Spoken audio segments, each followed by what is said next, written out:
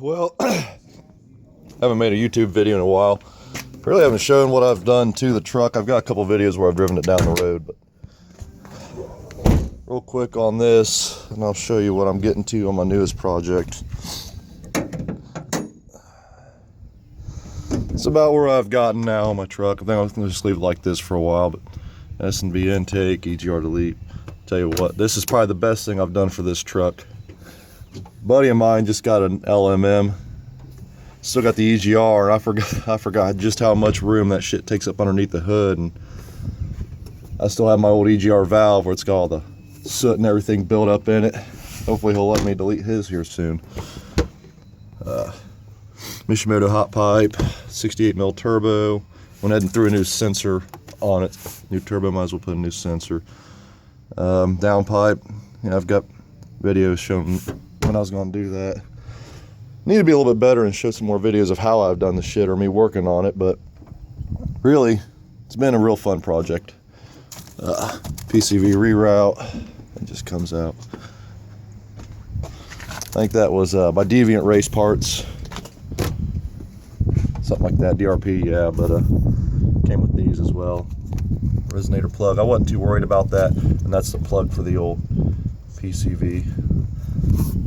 Definitely worth the money. I think they use Goodyear or something as far as the hose, I don't remember. Coolant reroute, had to do that because I ran the PPE manifolds and nut pipe. But, oh yeah, built the transmission myself.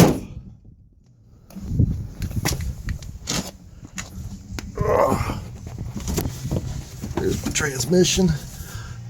I painted it cat colors because I wanted to. I don't know, figured about $5,500 worth of parts. Might as well go ahead and clean her up and make her look a little decent. Nobody's ever really going to see it, but I don't know, just something I really wanted to do. If you got any questions on that, I'm going to put a lot of crap in that transmission. Built parts, 1058, Suncoast converter, PPE deep pan. Definitely get the PPE deep pan, or any deep pan for that matter, worth the money. One thing I still want to do to this truck is get the bigger trans cooler. Trans temps really aren't bad at all, but something I'd like to do. Here's my newest project. I had the Camaro for a while, that's not new. But it's been a drag only car for the past while.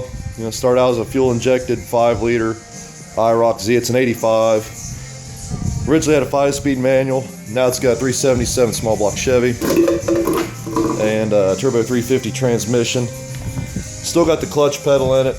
I don't know, just got tired of only being able to get it out a few times a year to only go to the strip. I think how it really started was last year I spun the center section. Last year I spun the center section on the rear end of my car. I got it down a little bit. Got it close to where it needs to be, but broke the plug welds. So I'll get it back close to where it needs to be, get that finished up. Get some welds put from the tube to the center section. But I don't know, just got tired of not being able to get it out as much as I'd like to. Love the car. I've wanted a 3rd gen forever. Not many people care for them. I like it. It's really good shape. It's been kept in the garage unless it's going out to the track. It's had a real stout engine in it. A couple winters ago, I put chrome moly K-member up front, struts, coil-over struts. The car already had struts from the factory, but did coil-over setup on it. Put the Strange drag brakes on it. Those are sweet. Those made a big difference in how well this car braked going down the end of the track. Loved it. It's got the Flaming River rack and pinion steering. Loved it. I tell you what, it took a lot of weight out of the front of this car. Next best thing I did too was Be Cool factory fit radiator. Got it for the manual transmission, even though it's got automatic, because it's got its own little cooler up front for the transmission, which that's cool because once I do this LS swap, I'm going to be putting a T56 in it. Honestly, I think the T56 is going to be the one thing I'm going to have to learn the most about. 2 years ago, man, it would have been such a pain in the ass trying to find LS swap shit for this car. It's everywhere now. They got LS swap motor mounts, everything for this car. So thing is, I'm going to turbocharge it, so I'm not going to bother with the headers and shit. I'm going to probably keep truck manifolds, find somebody to do that for me, because I've got no means of being able to make the plumbing and everything for the turbo myself. But battery sits in the rear of the car, so it's a fuel cooler. I'm probably going to have the turbo sit somewhere in here. This is going to go away. Once that engine goes, this is going away too. All that old school. Started out fuel injected with a manual. Went to a carbureted with the automatic. Going back to a fuel injected with a manual. Gotta love it. It's the engine I bought. What I thought was a 5.3 ended up being a 4.8. Wasn't too worried about it. Figured I was just going to go ahead and just, going to have the block cleaned up anyways. Was just going to throw a 5.3 crank and connecting rods in there, make it a 5.3. But I started doing research. A lot of guys are loving the 4.8s when they're boosting them. So that's all I'm going to do. The only difference between the 5.3 and the 4.8 is the stroke. It's 9mm shorter.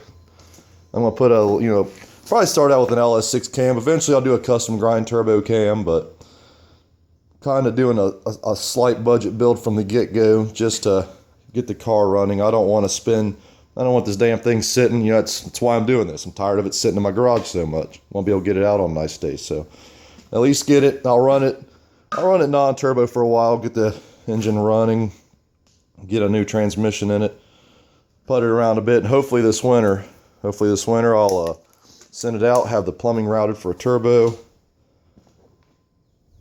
This time next year, hopefully have it out if the weather cooperates. It is Ohio. It could blizzard in April. But it's my goal. I don't know. I know it'll be fun. This chassis is set up for drag racing. I'm going to keep the chassis exactly as it is. I'll be able to drive on the street with that. Right now, it's had a 456 gear with a spool in the rear end. I'll go with 410 gear and a nice posi unit. So she'll be fun. Another cool thing about her, full interior. It wasn't stripped. It wasn't stripped when it became a drag car. So I'll keep the roll cage. Subframe's tied. It's got the Southside machine rear end for it. It's a Moser 12-bolt rear end, but Southside Machine Company fabricate, and they're not around anymore, but these ladder bar setups that tie into the subframe ties. Real solid car. Gonna keep it as is. My favorite thing, T-top. It's full interior, power windows still work. It's a 31-year-old car, can't beat that. Clutch pedal. Clutch pedal's still in the car. I don't know. I've got to do research on that. If you've ever done a T56 swap on these cars, or know somebody that has, let me know, because I could definitely use some advice on that, because don't know much about manual transmissions. I built an Allison. I'm sure I can do manual, just figuring out the clutch setup. But it's my project. Hopefully get the blocks sent out this week to get cleaned up. But my goal for this engine, starting out, put an LS6 cam in it. Clean this up, LS6 cam. Have the heads cleaned up a little bit. They're LS1 style. I'm not going to go crazy right off the bat. Like I said, I just want to get it on the street. I will get a better intake, bigger throttle body. I've got to do the LS swap oil pan. Holley makes them.